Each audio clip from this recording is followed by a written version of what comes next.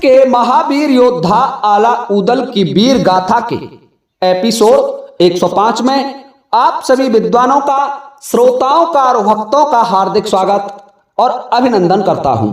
आइए श्रोताओं, आपका ध्यान उसी प्रसंग से जोड़ रहा हूं जहां बौना चोर ने हीरागढ़ महाराज तिरखा सिंह को बंदी बना लिया और वीर आला से कहने लगे कि महाराज आला, अब मैं इसके विवाह की सभी शर्तों को पूरी करूंगा। जो राजा ने अपनी पुत्री के विवाह में शर्तें रखी हैं, उन शर्तों को पूरी करने का समय आ गया।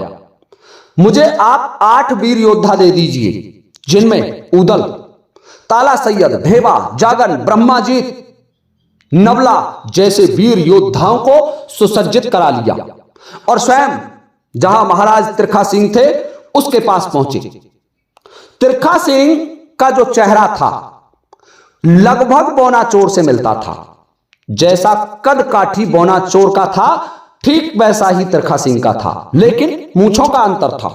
बौना चोर की मूंछ कुछ बड़ी बड़ी थी, तो बौना चोर ने अपनी मूंछों को ठीक कराया और राजा तिरखा सिंह के छत्र मुकुट को धारण किया। उसकी ड्रेस, जो उसकी वेशभूषा थी, वो उतरवाई और स्वयं ने पहन ली और तिरखा सिंह को तीक्ष्ण भांग का गोला, एक भांग या अफीम उस जमाने में अमल कहा जाता था, उसको राजा को दिया गया और राजा को बेहोशी की अवस्था में करके उसकी मुस्कें बांध ली गई और मुस्कें बांध करके राजा को हाथी के हौदे में डाला और बौना चोर के वस्त्र उस राजा को पहना दिए और वीर बौना चोर राजा का भेष धारण करके बौना चोर ने राजा तिरखा सिंह का भेष धारण कर लिया और तिरखा सिंह को हाथी के हौदे में बंदी बना करके डाल लिया और 8 वीरों से कहने लगा कि तुम सभी जाकर के हीरागढ़ में छुप जाओ। जहां हीरागढ़ है उसके दुर्ग के आसपास यदि किसी भी कारणवश भेद खुल जाता है तो फिर मेरी सहायता के लिए तुम्हें आना पड़ेगा। सभी वीर योद्धा महोबे के अपनी अपने हथियारों को, अपनी अपनी तेगाओं को छुपा करके भेष बदल बदल करके हीरागढ़ की ओर चल दिए। सभी हीरागढ़ में जाकर के छुप जाते हैं और बौनिया राय हाथी के हौदे में राजा तिरखा सिंह को डालता है और चल देता है हीरागढ़ के लिए। हीरागढ़ पर जब द्वारपाल ने देखा कि महाराज चले आ रहे हैं और स्वयं हाथी को चला रहे हैं, तो द्वारपाल कहने लगा, महाराज ये क्या हालत है आपकी? पीलवान कहां गया? कि बौना चोर ने मुझ पर मार्ग में आक्रमण किया। मैं जब शिकार खेलने गया था और बौना चोर के आक्रमण में मेरा पीलवान मारा गया, महावत मारा गया, परंतु जब उसने मुझ पर प्रहार किया तो मैंने बौना चोर के बारों को बचा करके उसे बंदी बना लिया और देखिए मेरे हाथी के हौदे में बंदी बना करके लाया हूं। अब तो ये बात सुनकर के समस्त हीरागढ़ में उत्सव मनाया जाने लगा। सभी सेना में बात फैल गई। अंधेरे का वक्त था, कोई ठीक तरीके से महाराज को पहचान नहीं सका कि ये बौना चोर है या तिरखा सिंह है। राजा ने अपने मुख्य मुख्य सामंतों को बुलाया और उनसे कहा कि तुम्हें एक काम करना है, जो काल कोठरी है उसमें ले जाकर के इस दुष्ट को बंद कर दो। चलो दरवाजा खोलो, मैं मेरे हाथों से बंद करूंगा। बेहोश अवस्था में महाराज तिरखा सिंह को ले जाकर के काल कोठरी में बंद कर देते हैं बौना चोर और स्वयं राजा के वेश में थे। तो समस्त दरबारियों को इकट्ठा किया और उनसे कहने लगे कि दरबारियों, तुम जानते हो आज बौना चोर से मेरा भयंकर युद्ध हुआ। बौना चोर को मैंने बंदी बना लिया और अब जो हमारा खटका था वो मिट गया, परंतु महोबे की सेना यहां नजदीक आ चुकी है। उन्होंने हमारा जो सुरक्षा कवच था उसको भेद लिया है। नदी के तट को पार करके सेना हीरागढ़ के क्षेत्र में प्रवेश कर गई है और महोबे वाले जरूर हमारे विवाह की शर्तों को पूरा करेंगे। तो सबसे पहले मंत्री से कहा कि मंत्री, जिस बक्से में हीरा रखा है उस हीरे को ला करके आप मुझे दे दो, ताकि बौना चोर उसे जीवन में भी नहीं ले जा सके। मंत्री ने जब महाराज का आदेश सुना, महाराज के रूप में स्वयं बौना चोर था और मंत्री ये पहचान नहीं सका कि ये आदेश बौना चोर दे रहा है या महाराज तिरखा सिंह दे रहा है। वह उस गुप्त स्थान पर महाराज को ले जाता है, बौना चोर को, जहां वो हीरा रखा हुआ था, उस बक्से में। और उस बक्से को खोला गया और बक्से में से उस दिव्य हीरा को निकाला और महाराज समझ करके मंत्री ने वह हीरा बौना चोर को दे दिया। अब बौना चोर प्रसन्न हो गया क्योंकि उसे हीरा मिल चुका था। पहली शर्त पूरी हो चुकी थी। दूसरी शर्त थी कि रानी के हाथ में एक स्वर्ण अंगूठी है, जिस अंगूठी की अलग ही विशेषता है, वो स्वर्ण कण उत्सर्जित करती थी, ऐसी अंगूठी थी। और उस अंगूठी से प्रकाश प्रज्वलित होता था, दिव्य अंगूठी। तो राजा कहने लगे, क्योंकि बौना चोर था राजा के भेष में, बौना चोर कहने लगा अपने मंत्रियों से कि अब तुम आराम से सो जाओ, कल हम ये जो हमारी ऊंटनी है इसको खिड़की के रास्ते से निकाल करके देखेंगे, क्योंकि बौना चोर से हमारी शर्त है दूसरी, और आला उदल ये प्रयास जरूर करेंगे। तो पहले हम देख लेते हैं कि ऊंटनी खिड़की से निकलती है या नहीं, और यदि ऊंटनी जब खिड़की से नहीं निकलेगी तो फिर हमें कौन पराजित करेगा, फिर उस शर्त को पूरी कौन कर सकता है। दरवाजे को हमेशा ताला लगा हुआ रहेगा। ये बात सुनकर के मंत्री जी कहने लगे, ठीक है महाराज, और अब मैं शयन कक्ष में जा रहा हूं। अपने सिर को बांधा बौना चोर ने, बहाना बनाया और चल देता है महलों की तरफ, जहां रानी थी महाराज तिरखा सिंह की। रानी के कक्ष में पहुंचा और चुप जाकर के सो जाता है। जब महारानी ने देखा कि महाराज कुछ बेचैन अवस्था में सो रहे हैं, तो उनसे पूछने लगी कि महाराज आपकी बेचैनी का कारण क्या है। तो बौना चोर बोलना नहीं चाहता था। बौना चोर जानता था कि यदि मैं रानी से ज्यादा बोलूंगा तो मेरा भेद खुल जाएगा, इसलिए कम से कम बातों में अपना काम बनाना चाहता था। बौना चोर कहने लगा, महारानी आज मेरे सिर में दर्द हो रहा है।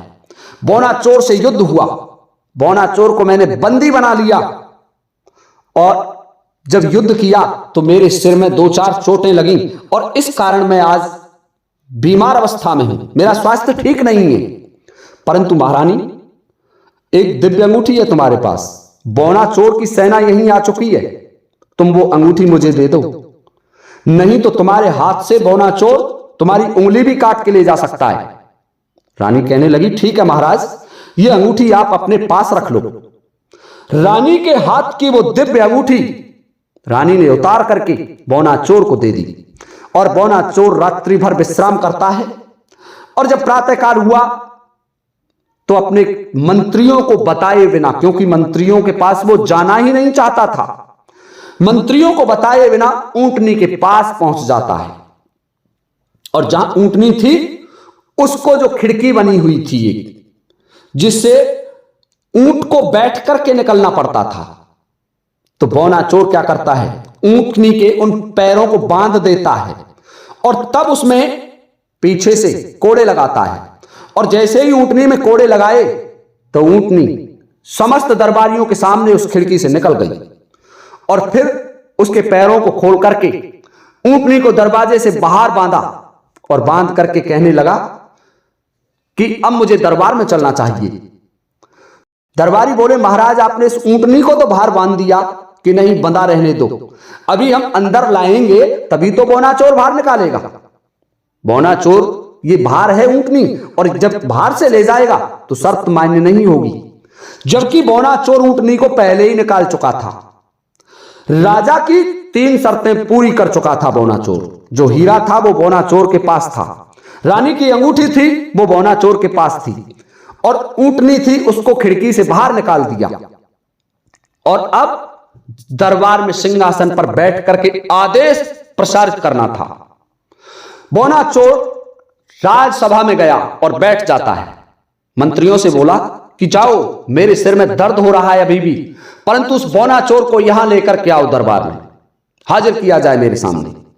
देखिए श्रोताओं, जब बौना चोर ने यह कहा तो कुछ सैनिक 10-20 सिपाही जहां राजा तिरखा सिंह काल कोठरी में बंद था, उस काल कोठरी में जाते हैं और तिरखा सिंह को वहां से बंदी अवस्था में दरबार में लाया जाता है।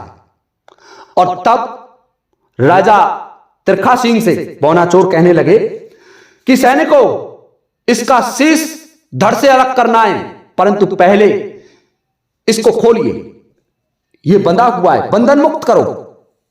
जब तिरखा सिंह को बंधन मुक्त करवा दिया गया तो तिरखा सिंह देख रहा है और तिरखा सिंह का भेष बौनाचोर का था। तिरखा सिंह को सैनिक और मंत्री नहीं पहचान पा रहे हैं। फिर बौनाचोर कहने लगा, नरेश, अब बता तुझे मैं क्या दंड दूं? यदि तू कहे तो मैं तुझे मृत्यु दंड दे सकता हूं।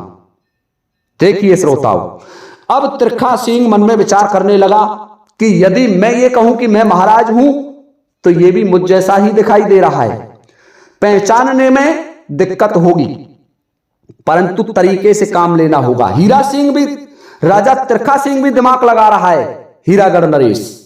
और बौनाचोर जब आदेश प्रसारित कर दिया उन्होंने राजा के सामने, तो कहने लगा कि सभासदों, तुम्हारा राजा बंदी बना हुआ मेरे सामने खड़ा है, यह है राजा तिरखा सिंह, देखो, और मैं हूं बौनाचोर। सभी सभासदों ने देखा तो एकदम से तेगें खींच ली, परंतु बौनाचोर के पास उसके 8 रक्षक थे, जिनमें मलखान, उदल, ब्रह्माजीत, जागन, ढेबा, नवल, ऐसे वीर योद्धा जो एक एक वीर एक एक फौज को भारी पड़ जाए, ऐसे वीर योद्धाओं से सजा हुआ था वो दरबार, परंतु वो भेष बदल करके गए थे। तो जैसे ही राजा हीरागढ़ नरेश के सैनिकों ने तलवारें खींची तो हीरागढ़ के राजा कहने लगे, ठहर जाओ सैनिकों, अभी रुको, इसको बंदी बनाएंगे, ये जाए नहीं, परंतु इससे ये कहो कि विवाह की शर्तों को पूरा किए बगैर तुम मेरे दरबार में कैसे आ गए। हीरागढ़ के राजा ने जब ये कहा तो बौनाचोर कहने लगा कि देखिए राजन, ध्यान से सुनो, मैंने तुम्हारी सभी शर्तों को पूरा कर दिया है, तुम्हारे मंत्री से हीरा मंगा लिया, मेरे पास है, तुम्हारी महारानी के हाथ से अंगूठी उतरवा के लाया हूं जो मेरे पास है, और तुम्हारी ऊंटनी को मैं बाहर निकाल चुका हूं, और अब यदि तुम मुझे रोक सको तो रोको, मैं जा रहा हूं, देखो गेट के बाहर ऊंटनी खड़ी हुई है। जैसे ही उन सभी योद्धाओं ने आक्रमण किया तो उधर 8 जवान महोबा के एकदम से टूट पड़ते हैं बौनाचोर की सुरक्षा में, और बौनाचोर अपनी ऊंटनी पर सवार होकर के वहां से चल देता है और उनसे कह दिया कि महाराज सावधान रहना, अगला मुकाबला हमारा रणभूमि में होगा, हम और तुम रणभूमि में मिलेंगे, तुम्हारे वीर पुत्र शांतामल को हमारे सामने रणभूमि में भेजना, तुम स्वयं आना और वहां अगला मुकाबला करेंगे। आपकी 4 शर्तों को हमने पूरा कर दिया है।